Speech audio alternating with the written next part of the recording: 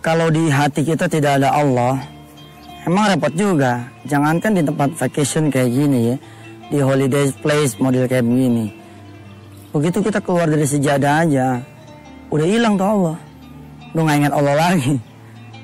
Bahkan mungkin masih di atas sejadah pun, kita udah gak ingat Allah. Kalau Allah gak ada di hati dan pikiran kita.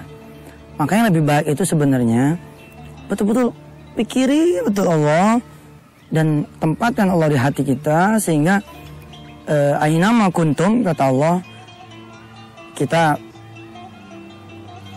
selalu merasa Allah mengawasi kita, melihat kita, dan mencatat segala gerak-gerik kita.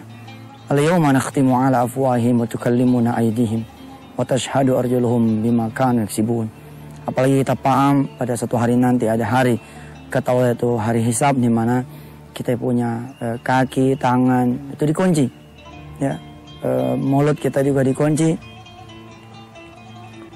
Al-yawma nakhtimu ala afwahihim wa tukallimuna aydihim wa tashhadu arjuluhum bima kanu yaksibun. Ada satu hari, kata Allah, di mana yaitu hari hisab, di mana kita punya mulut dikunci. Yang bicara itu kaki dan tangan kita bersaksi tentang apa yang sudah kita perbuat di muka bumi. Kemudian di surah Al-Jumu'ah, ya, ada firman Allah, "Qul innal mautal ladzi tafirruna minhu fa innahu mulaqikum, tsumma turadduna ila 'alimil ghaibi wasyahadati fayunabbi'ukum bima kuntum ta'malun." Kalau kita akan meninggal dunia, ya siapapun dia, suka atau tidak suka, tua atau muda, kaya atau miskin, ya, orang senang ataupun orang susah, pasti akan meninggal dunia. Dan semua orang yang hidup akan dimintakan pertanggungjawabannya. Fayunabbi'ukum, kata Allah, nanti kalian akan aku kabarkan tentang apa-apa yang pernah kalian lakukan di muka bumi. Masya Allah, kalau kita kemudian bangun, ya, dari alam kubur kita, atau malah ketika kita dikubur, ya, kita sudah melihat deretan amal-amal buruk kita, bukan kita yang melihat amal-amal kebaikan kita. Na'udzubillah min dzalik. Mudah-mudahan kita mati enak, membawa ampunan dari Allah Subhanahu wa Ta'ala.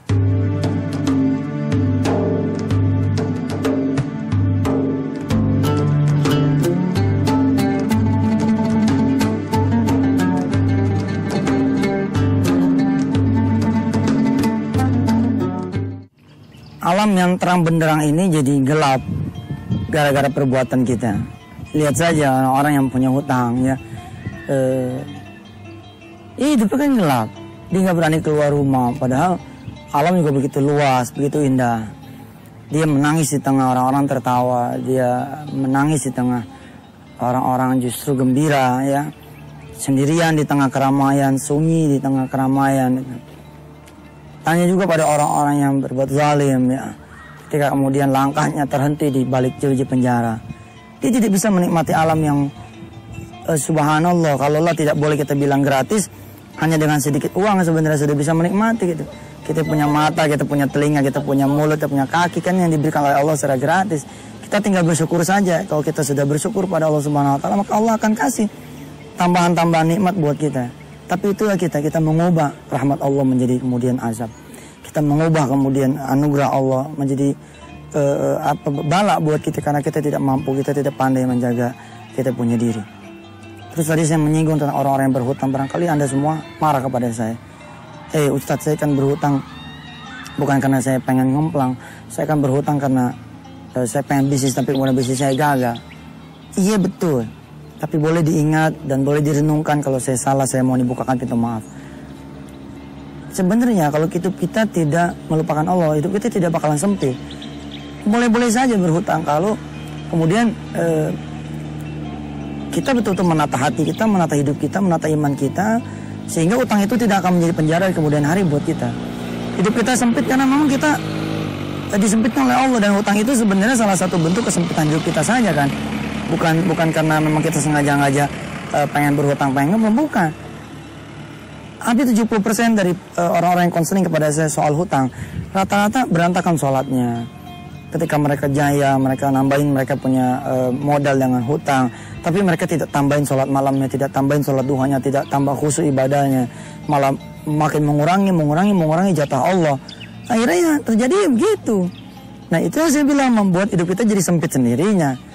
Alam yang begini luas, yang tidak bisa kita nikmati, kan hati kita sempit, ya toh? Karena hidup kita bermasalah. Kembalikan lagi kepada Allah. Allahu Akbar, Allah yang maha besar. Tidak ada satupun permasalahan hidup kita kecuali Allah yang genggam itu semua masalah, sehingga Allah berkenan menjadikan kita keluar dari permasalahan kita.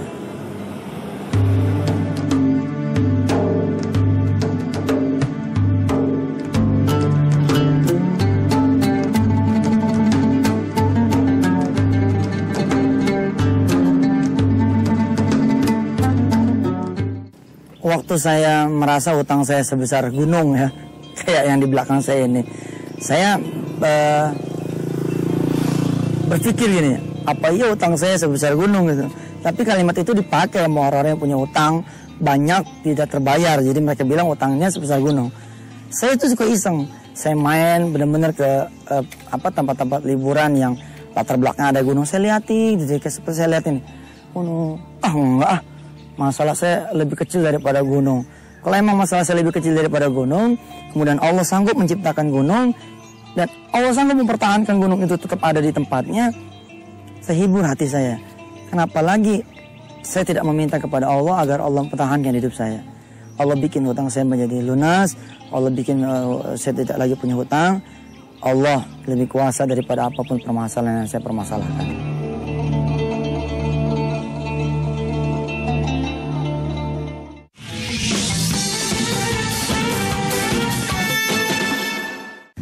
Sebenarnya ya, segala permasalahan yang ada itu permainan pikiran sih gitu loh. Apalagi anak-anak kita suka dipenjara sama hal-hal yang belum terjadi. Ustadz, saya makan apa besok? Kalau kemudian suami saya di PHK. Di PHK aja belum. Udah ribut makan apa kalau suami di PHK? Ustadz, perjanjian saya tuh tinggal 4-5 hari lagi loh Ustadz. Sedangkan sampai hari ini saya belum tahu saya bisa bayar atau tidak. Lihat kan? Untuk 4-5 hari lagi yang belum terjadi, kita udah pusing. Tanya juga tuh orang tua yang kemudian anaknya pada lulus sekolah, pada sekolah. Ya kalau di bulan Januari, Maret, April, Mei, mereka udah mulai pusing tuh. Mereka mulai tambah gelisah karena mereka pikir di bulan Agustus, September mereka harus mengeluarkan uang yang banyak, sedangkan mereka belum siap. Bulan September kan masih lama, kita pusingnya dari sekarang. Sebenarnya permainan pikiran. Saya pernah bilang sama orang yang berhutang gini, coba Anda kumpulkan, Anda list, Anda hutang sama siapa saja. Kemudian Anda telepon satu-satu. Terima kemarahan-kemarahan mereka karena memang Anda layak dimarahi. Yang penting Anda yakinkan bahwa Anda tidak lari, Anda betul-betul mau membayar, Anda minta disupport dengan doa, dengan solusi yang lain barangkali kalau memang dia berkenan. Pasti terjadi. Nah, menjadi masalah kan kita dipengaruhi oleh permainan-permainan pikiran yang negatif kan. Kita tidak mau mengangkat telepon hanya gara-gara kita khawatir kita dimarahin, nanti akan terjadi begini, nanti akan terjadi begitu. Akhirnya yang negatif itulah yang kemudian berpengaruh pada kehidupan nyata kita.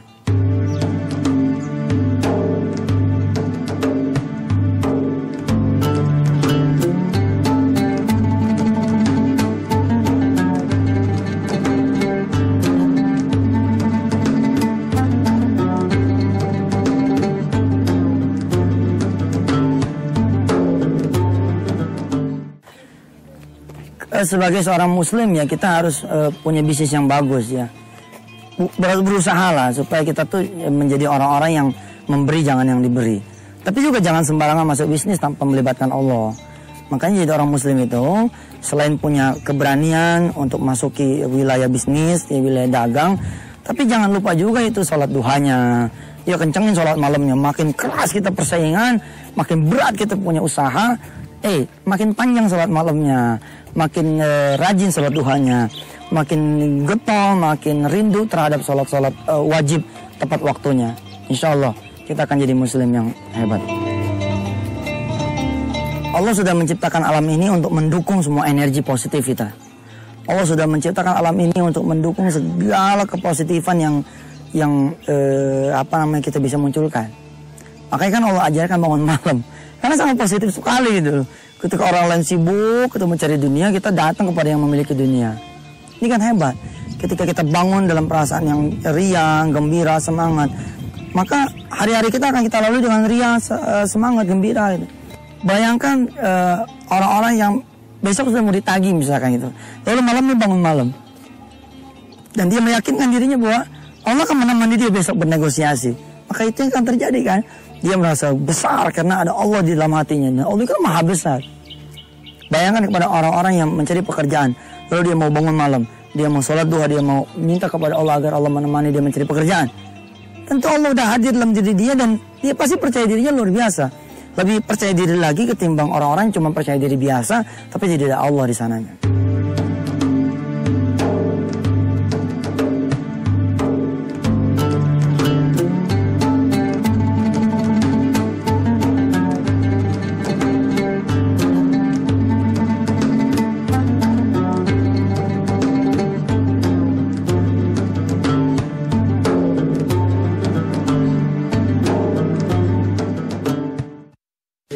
Ada seorang ibu bertanya kepada saya, bagaimana caranya supaya dia punya kakak bisa menjadi orang yang saleh, mengenal sholat dan kemudian mau sering-sering dekat ke Allah. Bagaimana caranya? Kemudian saya bilang kepada beliau bahwa niatannya, keinginannya dan doanya sudah merupakan cara yang lebih hebat daripada cara yang dia tanya kepada saya. Artinya apa? Artinya doa dari seorang sister ke her brother-nya, doa dari seorang saudara ke saudaranya, itu doa yang subhanallah ya. Jangankan saudara kandung ke saudara kandungnya, doa seorang mukmin kepada mukmin saja itu sudah merupakan satu hal yang luar biasa. Saya menceritakan kepada beliau satu pengalaman seorang istri ya yang mengeluh kepada Allah, mengadu kepada Allah bahwa suaminya itu bukanlah orang soleh.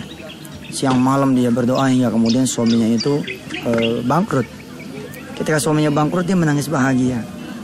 Suaminya bingung, kenapa kok ibu menangis bahagia bukan menangis sedih, padahal papa udah nggak punya lagi, ayah udah nggak punya lagi penghasilan. Nanti ayah bakalan tahu, begitu kata istrinya. Udah hari demi hari berjalan, dia mulai ingat sholat. Karena nggak punya duit, nggak punya lagi kendaraan, dia nggak bisa lagi jalan ke miliunya, ke lingkungannya. Hingga akhirnya dia sama sekali nggak lagi berbuat maksiat. Bukan karena nggak mau, tapi karena nggak ada fasilitas. Hingga kemudian dia datang ke seorang kiai di Bandung dan menemani kiai ini, dan akhirnya ditunjuk oleh kiai tersebut menjadi perwakilan di Jakarta.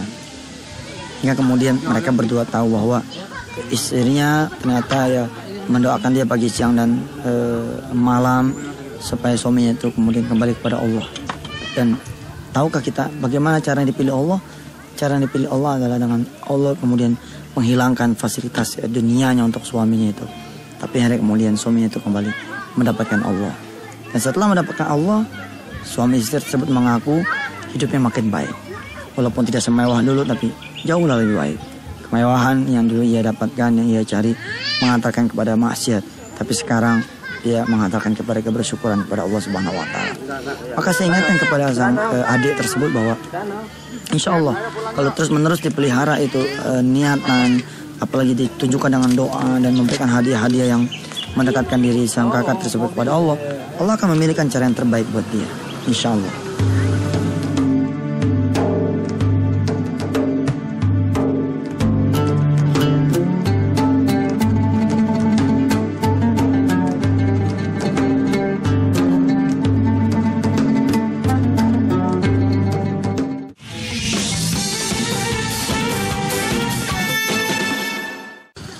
Ketika saya membuka konselingan di salah satu daerah di Jawa Tengah, ada seorang istri datang.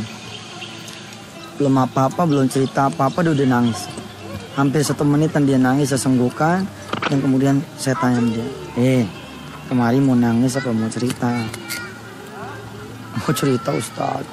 Suami saya itu loh, kenapa suaminya galak? Enggak Ustaz, tapi saya kok kayak menikah dengan gede bawang pisang Ustaz. Kenapa begitu? Suami saya nggak sholat Ustaz. Hati saya tuh ya, hebat nih istri. Peduli dengan suami yang tidak sholat. Terus gimana? Ajarkanlah saya Ustaz yang bisa membuat suami saya itu bisa sholat. Dulu dia berasal dari non muslim ya. Ketika menikah dengan saya menjadi muslim. Tapi baru berapa bulan dia kembali lagi kepada kebiasaan yang memang tidak pernah mengenal sholat sejak lahir. Saya bilang sama dia begini. Sudah pernah menasihatkan dia? Udah Ustaz, suami saya itu orang baik, tapi kalau dinasihatin tentang sholat cenderung jadi marah-marah Ustaz. Saya kadang-kadang nggak berani lagi nasihatin. Saya pernah nyuruh orang menasihatkan dia, dicurigai katanya, kamu disuruh sama istri saya ya, gitu. Hingga kemudian saya dengar Ustadz ada di sini, saya ngadu deh sama Ustadz. Mudah-mudahan Ustadz bisa ngasih amalan yang bisa membuat suami saya bisa sholat. Kemudian saya bilang dia begini, nah ini hadiah buat para istri yang mengeluh tentang suaminya dan tentang suami juga yang mengeluh tentang istri, ya pakailah ilmu ini. Sebenarnya bercerita tentang kekuatan doa saja. Saya bilang sama si istri itu bahwa kupingnya suami bukan kuping ibu kan, kupingnya Allah, bahkan juga bukan kupingnya suami. Gak gampang sebenarnya. Bilang saja ke Allah, ya Allah, engkau lah yang memiliki kupingnya suami, buatlah dia mendengar azan. Pokoknya ngadu sama Allah, pulangin ke pabriknya tuh suami, yaitu Allah. Dan tidak ada waktu berdoa yang terbaik kecuali di tengah malam. Coba jajan termalam bangun ya. Besoknya saya masih ada di daerah tersebut. Si suami, si istri itu yang mengeluh tentang suaminya datang lagi bawa tentengan kue. Kalau kemarin dia nangis, sekarang dia ketawa gitu. Saya tanya, tumben nih lain. Ya Ustadz, kemarin ketika saya mau bangun malam, mau ngendap bangun malam supaya suami nggak tahu, tiba-tiba suami saya bangun Ustadz. Dia pegang tangan saya. Hei, mau kemana kamu? Mau sholat, Pak. Emang sholat apaan ada gini ada sholat? Namanya sholat tahajud, tidak ada waktu yang lebih mustajab ketimbang sholat tahajud, Pak. Saya mau berdoa buat papa supaya rezekinya banyak. Oh gitu ya. Ya sudah kalau gitu bangunin anak-anak, kita sekalian sholat. Gila Ustadz, segampang itu. Oh iya, saya bilang, kalau Allah sudah berkehendak memang segampang itu.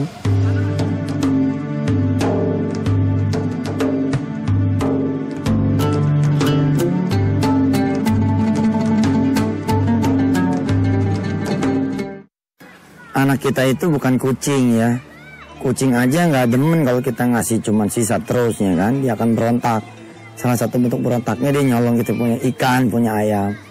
Ya anak kita memang bukan kucing yang kita berikan sisa waktu, sisa tenaga, sisa pikiran kita, sisa perhatian kita. Ya setelah kita memperhatikan capek bisnis kita, baru kita pulang nginin anak kita dalam keadaan kita letih, kita lelah. Sekali-sekali lah kita luangkan waktu kita full untuk anak kita. Karena harta yang paling mahal itu ya anak kita ini. Kapan berasanya? Nanti kalau anak kita sudah sakit, ya anak kita sudah sakaratul maut, anak kita sudah lemah, tidak berdaya di rumah sakit. Nah itulah baru kemudian kita memberikan waktu kita untuk dia. Padahal lebih enak, lebih bagus, lebih hebat, lebih terasa kasih sayangnya kalau kita memperhatikan anak-anak kita. Kita luangkan waktu untuk anak-anak kita. Kalau anak kita sehat, kita sehat. Kita berdoa kepada Allah, mudah-mudahan anak-anak kita menjadi anak-anak yang lebih sering lagi kita perhatikan dan kita bawa kepada Allah Subhanahu wa Ta'ala.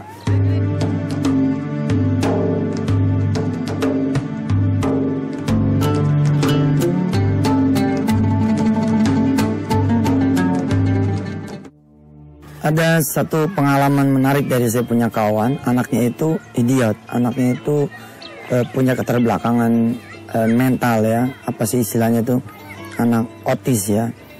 Lalu kemudian dia diberitahu oleh salah seorang alim ulama bahwa coba jajal kamu punya anak, bawa keliling setiap hari Jumat bersedekah.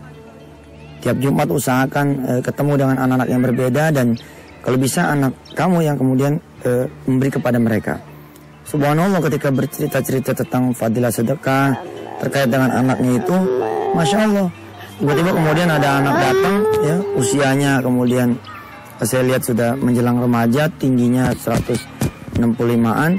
Apa dia bilang? Ini loh anak saya yang tadi saya ceritakan. Nggak nampak sama sekali bahwa anak itu pernah menderita autis. Dan tahu nggak saudara dan mati Allah? Dan sampai sekarang anak itu ya masih terus diajak keliling kalau setiap Jumat. Ya, diminta dispensasi dari sekolahnya dan sekolahnya mengizinkan itu loh. Dibawa atau malah sebelum sekolah diajak keliling untuk bersedekah habis subuh. Subhanallah.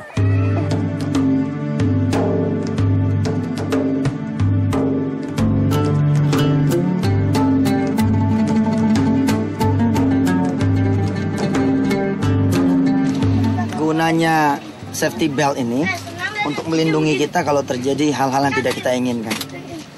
Sedekah itu jangan tunggu kita bermasalah. Karena dengan sedekah itu seperti safety belt buat kita. Sedekah, kata Rasulullah, tatfa'ul bala, akan bisa menolak bala.